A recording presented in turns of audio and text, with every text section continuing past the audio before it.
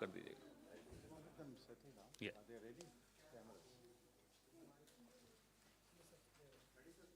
Everybody is ready? नमस्कार साथियों, आज एक महत्वपूर्ण दिन है और मनमोहन सिंह जी के बारे में कहा जाता था कि जब वो बोलते हैं तो पूरा विश्व सुनता है. हमारे साथ पी चिदम्बरम साहब हैं. जब चिदम्बरम साहब बोलते थे तो मनमोहन सिंह जी भी सुनते थे और हम सब तो सुनते ही थे, पूरा देश, पूरा विश्व सुनता था. आज के बजट पर पहले श्री पी चिदम्बरम अपना वक्तव्य अंग्रेजी में रखेंगे और उसे फिर हिंदी में प्रोफेसर गौरव वल्लभ आपके सामने रखेंगे. ज़्यादा समय नहीं लेते हुए Shri P Chidambaram.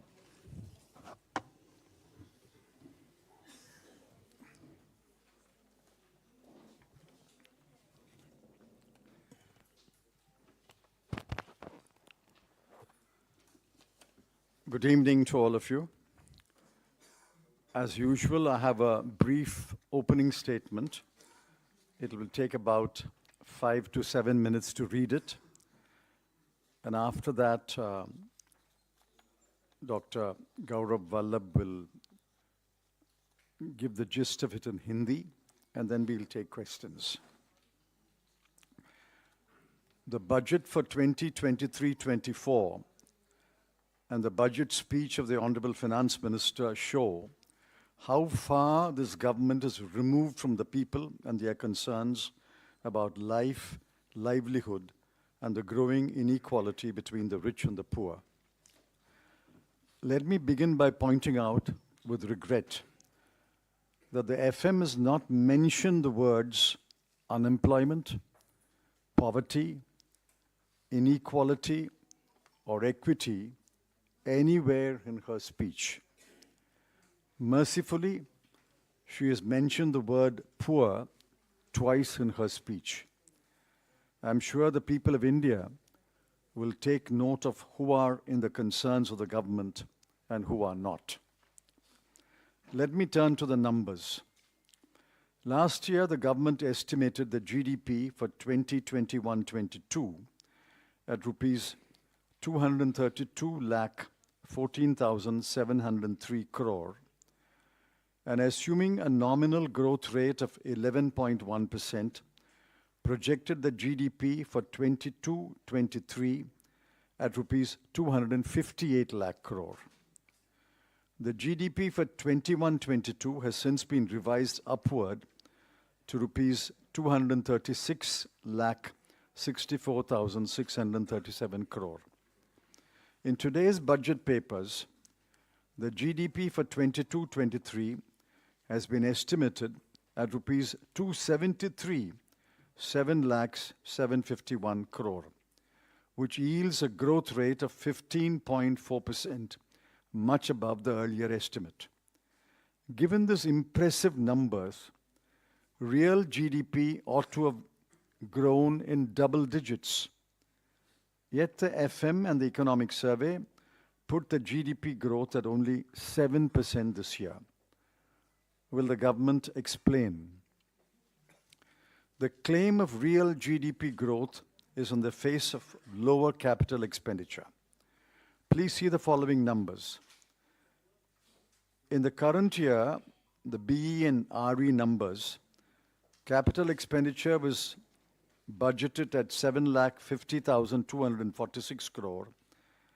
Revised estimate is lower at 7,28,274 crore.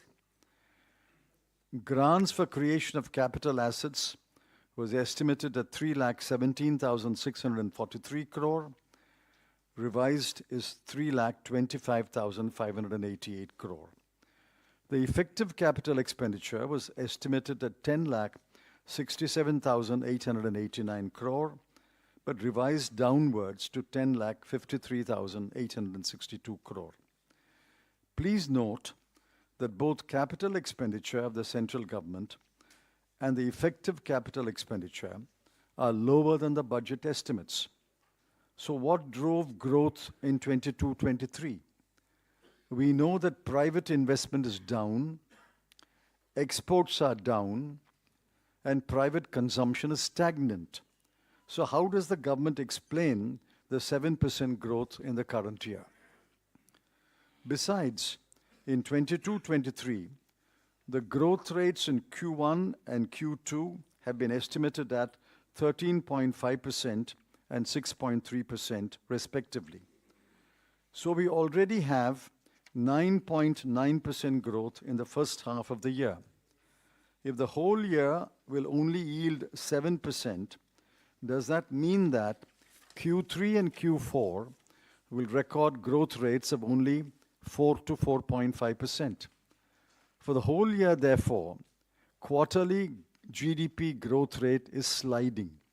13.5, down to 6.3, down to 4.2, and then eventually down to 4.0. There are other numbers which are disconcerting. The lesson to be drawn is that the government is not spending what was promised on key schemes. Now, I've given the numbers in the BE and the RE. Just look at the numbers. Agriculture and allied activities, 83,521 crore, down to 76,279 crore. PM Kisan, 68,000 crore to 60,000 crore. Education, 104,278 crore to 99,881 crore. Health, 86,606 crore to 76,351 crore. Social welfare, 51,780 crore to 46,502 crore. Urban development, 76,549 crore to 74,546 crore. This is shocking. Umbrella scheme for development of scheduled caste, 8,710 crore to 7,722 crore. Scheduled tribes, 4,111 crore to 3,874 crore. Minorities, 1,810 crore to only 530 crore. And other vulnerable groups, 1,931 crore to 1,921 crore. Now look at transfer to state. What was promised was 3,34,339 crore. But what will be transferred is only 2,70,936 crore. Where have the remaining 64,000 crore gone? No taxes have been reduced, except for the small number who have opted for the new tax regime. No indirect taxes have been reduced. There is no cut in the cruel and irrational GST rates. There is no reduction in the prices of petrol, diesel, cement, fertilizers, etc. There is no cut in the numerous surcharges and cesses which are anyway not shared with the state governments. Who has benefited by this budget?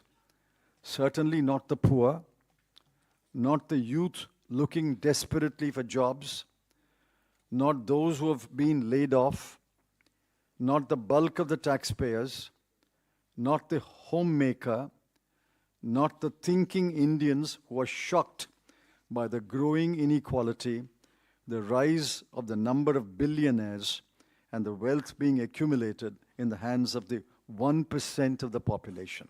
And certainly not you. You have not benefited by this budget. This much is clear.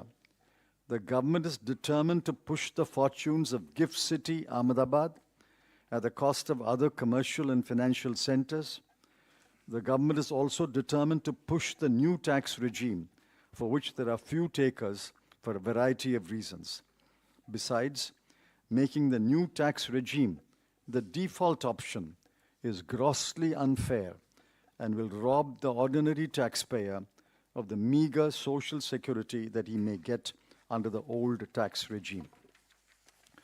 The Economic Survey listed all the headwinds that the world and India will face, but did not offer any solutions to face these headwinds.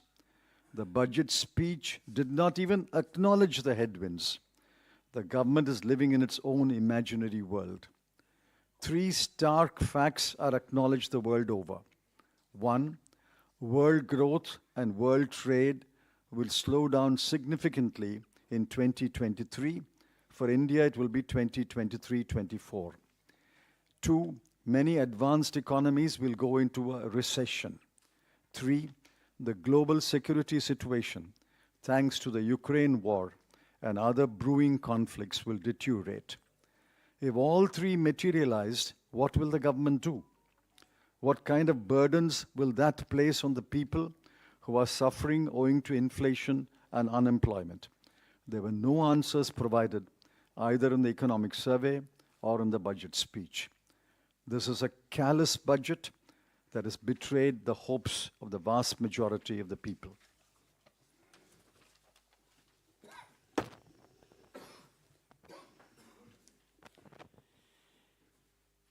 नमस्कार साथियों, 2023-24 का जो आम budget वित्त मंत्री जी ने प्रस्तुत किया, वो ऐसा बजट था जो भारत की आर्थिक समस्याएं जो हैं उसमें इस बजट में उन समस्याओं का कोई निवारण या उन समस्याओं को इंगित तक नहीं किया गया। आप सब लोगों को जान के ताज्जुब होगा कि पूरे बजट में बेरोजगारी, गरीबी, आर्थिक असमानता शब्द का प्रयोग तक नहीं किया गया। पुअर, गरीब का शब्द का प्रयोग भी मात्र 2 दफा पूरे बजट भाषण में वित्त मंत्री जी ने किया। इससे ये समझ में आ जाता है कि ये आम बजट किसके लिए बनाया गया था और इसका फोकस कौन था। सबसे पहले हम कुछ नंबर्स की बात करेंगे। 2021-22 में देश की जीडीपी 232,14,703 करोड़ वित्त मंत्री जी ने बताई थी और ये भी बताया कि नॉमिनल ग्रोथ 11.1% रहने की उम्मीद है। उसके अनुसार 22-23 की जीडीपी 258 लाख करोड़ रुपया होनी चाहिए थी, पर 2021-22 की जीडीपी को फिर रिवाइज किया गया। जो पहले 232.14 लाख करोड़ बताई गई, उसको 236.64 लाख करोड़ रुपया उसको रिवाइज किया गया। आज के बजट भाषण में जो मौजूदा वित्तीय वर्ष है 2022-23, इसकी जीडीपी 273 लाख करोड़ बताई। अर्थात अगर हम इसका विश्लेषण करें तो नॉमिनल जीडीपी में ग्रोथ होता है 15.4%। नॉमिनल जीडीपी में अगर 15.4% की ग्रोथ है तो रियल जीडीपी कम से कम डबल डिजिट में होनी चाहिए।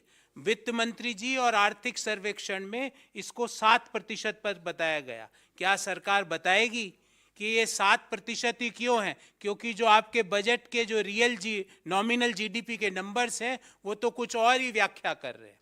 दूसरी बात, जो सरकार का जो कैपिटल एक्सपेंडिचर है वो जो एस्टिमेट किया था मौजूदा वित्तीय वर्ष में 10,67,889 करोड़, 10.678889 करोड़, जबकि रिवाइज्ड एस्टिमेट में वो 10,53,862 करोड़ हुआ। मतलब जो पूंजीगत खर्चा सरकार करना चाहती थी वो भी पूरा नहीं कर पाई। अब सवाल ये उठता है कि जब प्राइवेट इन्वेस्टमेंट गिर रहा है, एक्सपोर्ट्स गिर रहे हैं, प्राइवेट कंजम्पशन मोर और लेस स्थिर बना हुआ है, जो कैपिटल एक्सपेंडिचर है, पूंजीगत खर्चा है, वो गिर रहा है, तो ये 7% जीडीपी अचीव हुई तो हुई कैसे? इसका कोई व्याख्या इस बजट में नहीं दी गई।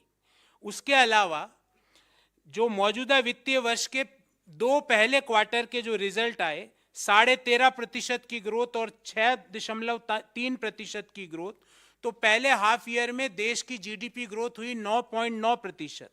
अगर हम मान भी लें कि 7% की जीडीपी ग्रोथ होगी तो आने वाले जो क्वार्टर 3 और क्वार्टर 4 है उसकी ग्रोथ 4 से 4.5% रहेगी। अर्थात मौजूदा वित्तीय वर्ष में क्वार्टर दर क्वार्टर देश की जीडीपी ग्रोथ रेट गिरी है। मौजूदा वित्तीय वर्ष के पहले क्वार्टर में 13.5%, दूसरे क्वार्टर में 6.3%, तीसरे क्वार्टर में 4 से 4.5% के बीच और चौथे में भी यही। तो देश क्वार्टर दर क्वार्टर मौजूदा वित्तीय वर्ष में जीडीपी ग्रोथ गिरी है। ये भी बड़ी ताज्जुब की बात है कि देश की सरकार देश की प्रमुख स्कीम्स में जितना खर्चा करने का सोचती है उतना खर्च भी नहीं कर पाती है। कुछ उदाहरण आपके सामने रखता हूं।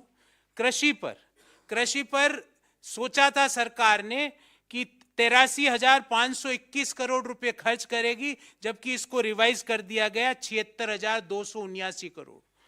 पीएम किसान पर 68,000 करोड़ रुपया खर्च करने का बजटरी एस्टीमेट था, जबकि वास्तविक खर्च हुआ 60,000 करोड़। एजुकेशन पर शिक्षा 1,04,278 करोड़ रुपए खर्च करने का बजटरी एस्टीमेट था, खर्च किया मात्र 99,881 करोड़। हेल्थ पर 86,606 करोड़ की जगह 76,351 करोड़। सामाजिक वेलफेयर पे 51,780 की जगह 46,502 करोड़। शहरी विकास पर 76,549 करोड़ की जगह 74,546 crore. Development for the SC community पे 8,710 करोड़ खर्च करने का सोचा था और खर्च किया मात्र 7,722 करोड़। शेड्यूल ट्राइब्स के विकास पर सोचा था 4,111 करोड़ रुपए खर्च करेगी सरकार, खर्च किया मात्र 3,874। माइनॉरिटीज के डेवलपमेंट पे बजटरी एलोकेशन किया गया था 1,810 और खर्च किया मात्र 530 करोड़ रुपया। और जो वल्नरेबल ग्रुप्स हैं उनसे सोचा 1,931 करोड़ रुपया खर्च करने का बजटरी एस्टीमेट था, इसको रिवाइज करके कर दिया 1,821 करोड़। और आप सब लोगों को जान के ताज्जुब होगा कि राज्यों को जो केंद्र सरकार की ओर से जो डिवोल्यूशन के जो पैसा मिलता है उसमें 3,34,339 करोड़ रुपया देने का उनको ट्रांसफर का बजटरी एस्टीमेट था और दिया मात्र 2,70,936 करोड़। अर्थात ये 64,000 करोड़ रुपया राज्यों का जो हक था उनको नहीं मिला। अब करों की बात करते हैं। कोई मेजर करों में कटौती नहीं की गई, सिवाय जो न्यू टैक्स रिजीम में जो लोग ऑप्ट करते हैं उनमें छोटा सा मार्जिनल फेरबदल किया गया। जो इनडायरेक्ट टैक्सेज है उसमें कोई कटौती नहीं की गई। जो पेट्रोल है, डीजल है, सीमेंट है, फर्टिलाइजर्स हैं, इनके दाम यथावत बने हुए हैं। जो जीएसटी की इरेशनल दरें हैं उसमें कोई रैशनलिटी नहीं लाई गई। और जो केंद्र सरकार बहुत सारे सेसेस इकट्ठे करती है, और ध्यान रहे सेस का पैसा राज्यों को नहीं मिलता है, वो सीधा केंद्र सरकार के पास जाता है। उन सेसेस में भी सरचार्जेस में भी किसी तरह की कोई कटौती नहीं की गई। तो सवाल ये उठता है कि ये बजट से किसका फायदा हुआ। एक बात तो सत्य है कि इससे गरीब लोगों का कोई फायदा नहीं हुआ। जो युवा पीढ़ी है जो रोजगार की तलाश कर रही है उनका भी कोई फायदा नहीं हुआ। जो लोगों को नौकरी से निकाला गया है पिछले 2 साल 1 साल में उनको भी कुछ नहीं मिला। जो टैक्स पेयर्स है जो कि समय पर कर देते हैं उनको भी कोई बड़ा रिलीफ नहीं मिला।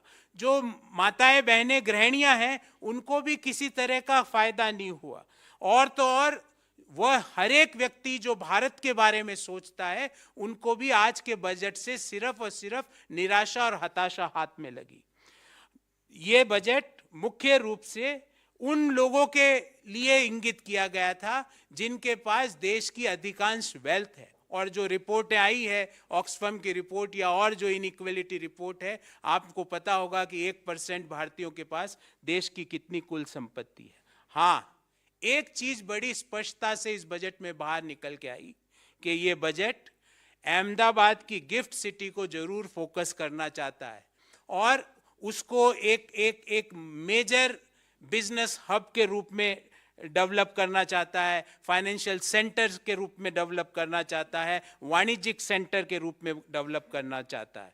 हाँ, जो नए टैक्स रिजीम में जो करदाता कर देते हैं उनको कुछ फायदा मिला, पर यह करके सरकार ये कहना चाह रही है कि जो लोग पुराने कर टैक्स रिजीम में के तहत टैक्स दे रहे हैं, क्योंकि वो वहां पे उनको एग्जम्पशन का फायदा मिलता है, तो सरकार इनडायरेक्टली ये कहना चाहती है कि आप एग्जम्पशंस में इन्वेस्टमेंट मत करो, अपने आने वाले समय के लिए पैसा न मत लगाओ। आर्थिक सर्वे ने साथियों बहुत सी देश के सामने आने वाली चुनौतियों के बारे में बताया था। हमें उम्मीद थी कि वित्त मंत्री उन चुनौतियों का किस तरह सामना करेंगे, उसके बारे में विस्तार से अपने बजट भाषण में उल्लेख करेंगे। मैं 3 मुद्दे आपके सामने रखना चाहता हूं। पहला, जो 2023 का वर्ष है, इसमें दुनिया की ग्रोथ और दुनिया की ट्रेड स्लो डाउन होगी, उसका भारतीय अर्थव्यवस्था पर क्या फर्क पड़ेगा, क्या इम्पैक्ट पड़ेगा, वित्त मंत्री जी इसके बारे में बिल्कुल खामोश थी। दूसरा, दुनिया की बड़ी अर्थव्यवस्थाएं रिसेशन में जाएगी, उसके कारण देश की अर्थव्यवस्था पर क्या फर्क पड़ेगा, इसके बारे में इस बजट में किसी भी तरह का उल्लेख नहीं किया गया। और लास्ट, जो वैश्विक सिक्योरिटी सिचुएशन है, उसके बाद जो और आगे आने वाले समय में और ज्यादा डेट्रियोट करेगी, उसके बारे में भी इस बजट में किसी तरह का उल्लेख नहीं है। हमारा सवाल है कि जो चुनौतियां देश के सामने हैं, अगर ये सही साबित हो जाती है तो इन चुनौतियों से निपटने की सरकार की क्या तैयारी है, सरकार इनका किस तरह सामना करेगी? क्या फिर से इन चुनौतियों के पीछे छुप के हमारे को कहेगी कि भाई बेरोजगारी इसलिए है क्योंकि ये वैश्विक चुनौतियां हमारे सामने, और जो देश के लोग भारी बेरोजगारी और भयंकर महंगाई से त्रस्त है, उससे निदान दिलाने के लिए सरकार की क्या रणनीति है, क्या नीति है, वो भी हम सवाल करना चाहते हैं। ये सारे सवाल ना तो कल जो आर्थिक सर्वे प्रस्तुत हुआ उसमें इन सवालों का उत्तर दिया गया, ना वित्त मंत्री के आज के बजट भाषण में इनका उत्तर दिया गया। तो हम यही कहेंगे कि देश के अधिकांश लोगों के लिए ये बजट उनकी आकांक्षाओं, इच्छाओं और उनकी उम्मीदों पर बिल्कुल भी खरा नहीं उतरा है।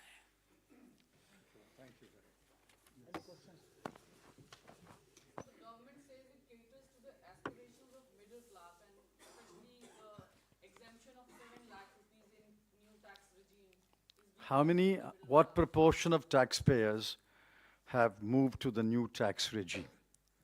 The Income Tax Department is expected to release basic data every year. The last data that has been released is only for assessment year 2019-20. Why has the data not been released? How many people have switched over to the new tax regime? How many of you have switched over to the new tax regime? What about those who have not switched over to the new tax regime? Has there been 1 rupee benefit for them? So are you saying that's not a relief at all for the middle class as being claimed by the government? First, the government must tell us how many of the middle class taxpayers have switched over to the new tax regime. The minor relief that has been given is only for those who have switched over to the new tax regime. For those who are in the old tax regime, there is no concession at all. Considering that the world is staring at a recession and there has been a continuous fall in the GDP growth quarter by quarter in our country, do you think the targets set by the government of 6 to 6.8% are achievable? Targets are meaningless for this government. Look at the opening few paragraphs. They say nominal growth this year has been 15.4%. But they say real growth will be 7%. Now, this is beyond my capacity to understand. How can nominal growth be 15.4 and net real growth be only 7%? I mean, somebody must explain. I'll admit that we are not very well informed, but those who are well informed should explain to us. So you expect a further fall in The GDP growth is falling. It was 13.5% in the first quarter, 6.3% in the second quarter, and according to their own number, the whole year will be 7%. Arithmetically, it works out only to another 8.2% in 2 quarters. So I've divided it into 4.2 and 4. You can divide it into 4.1 and 4.1.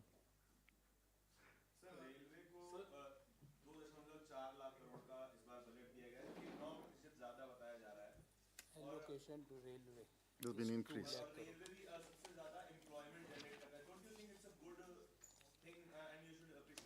See, allocating more money for capital expenditure is good. Allocating more money for capital expenditure in railway is good. But look at the record of this government. It allocates money for capital expenditure, but spends 22,000 crore less. Will they be able to spend the additional allocation? That is the question. And how many jobs in the railways are vacant? How many exams of railways have been cancelled? So allocating money is not equal to spending the money, nor is allocating money equal to creating jobs.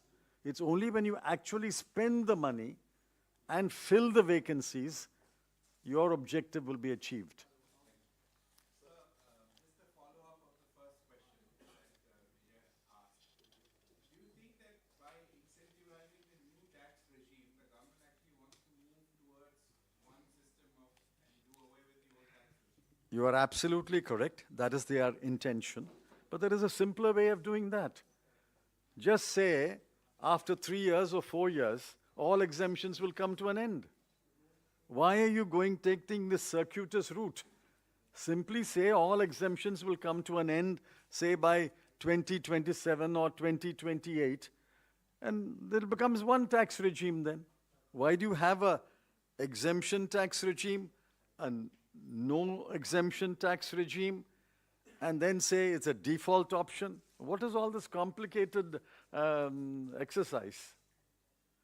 The ultimate aim of the government is that tax exemptions should be abolished. Tax exemptions give some social security to the middle class today. If tax exemptions are abolished, then there must be another mechanism by which the taxpayer gets some social security. Sir Congress के सांसद कार्तिक चिदम्बरम जो आपके बेटे भी हैं उन्होंने तारीफ की है और उनके स्टेटमेंट की काफी चर्चा हो रही है आज जो टैक्स में कटौती हुई है उसकी उन्होंने तारीफ की है तो उस पर आप क्या कहते हैं? What's he saying? Karthik has said good things about this budget. Appreciated the budget. The tax exemption. He's welcomed the government's move of exempting 7 lakh rupees. That is his view. I don't know if he has moved to the new tax regime. I don't know. That is his view. Sir, how is the situation of the unemployment and the income inequality in the country after seeing the budget and the overall state of economy? Because Dr. Farooq Abdullah and other opposition leaders have said that technically there is no middle class, people have been pushed towards the poor class or towards many of them towards poverty. See, 5.6 crore people have fallen below the poverty line in the last 3 years, thanks to the pandemic and other reasons. Now, to assume that the poor will remain poor and 1% of this country will accumulate the wealth, that's an assumption which we reject as a cruel, cynical assumption. You have to reduce inequality. You have to ensure that the middle class grows. You have to ensure that more people below the poverty line go above the poverty line. Please read the Azim Premji University report. Crores of people have been pushed below the poverty line.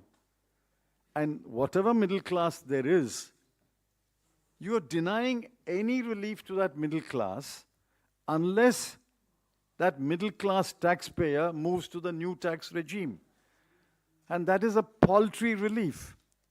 If you do the calculations, and that will burden this statement, you do the calculation, there is really no benefit except in the middle two slabs. There is really no benefit even under the new tax regime.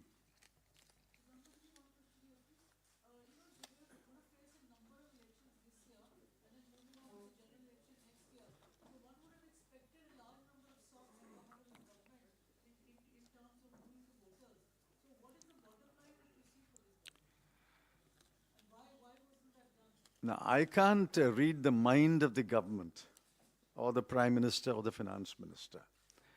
It's quite clear that they have forgotten the poor. They have practically forgotten the middle class. So, you can only conclude that they are relying upon other factors and other forces to win an election. Well, I don't know. This question should be put to the Prime Minister. Of course, I understand you will never give it an opportunity. But you put the question to the Finance Minister at least. This is about the Manrega actually. So various states are complaining about the wages are not given to the daily workers. But would you like to comment on this because there is no mention about Manrega in this? You see, what was promised is 100 days of employment a year. Now, the economic survey says the Manrega demand has increased. Over 6 crore households have asked for work. Only 5.7 crore households got work. And the average number of days they got work is 42. So we don't have a full Manrega. We have got a less than a half Manrega. They don't get work. All the households don't get work. And even the work they get is only 42 days a year. And every state is saying arrears of Manrega wages are due. So actually, Manrega is being squeezed from all sides. Don't give work to everybody who demands. Don't give him or her 100 days work and hold back the wages. So it's being squeezed from all sides.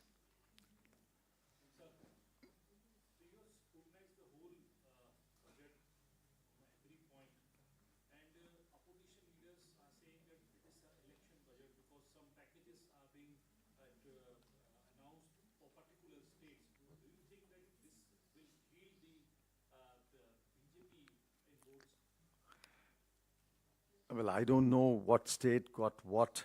You have to, but you have to look into it. But the fact is that in 22-23, they promised to transfer 3,34,339 crore. They will transfer only 2,70,936 crore. What is the use of announcing packages if money is not transferred? They have transferred, or they will transfer by 31st of March this year, 70,000 crore less than what was promised. Now, this is the budget number. They can't transfer any more because once this budget is approved, they cannot transfer anything more than 2,70,936 crore.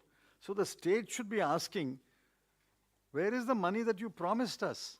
You promised to transfer 3,34,000 crore. You are transferring only 2,70,000 crore. That is the question which chief ministers must ask. And I hope they will.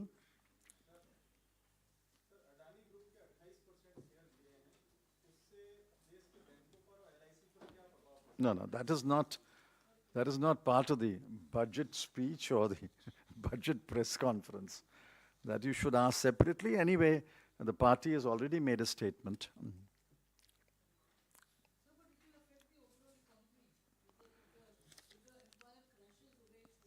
Did you put the question to the finance minister a couple of hours ago? Any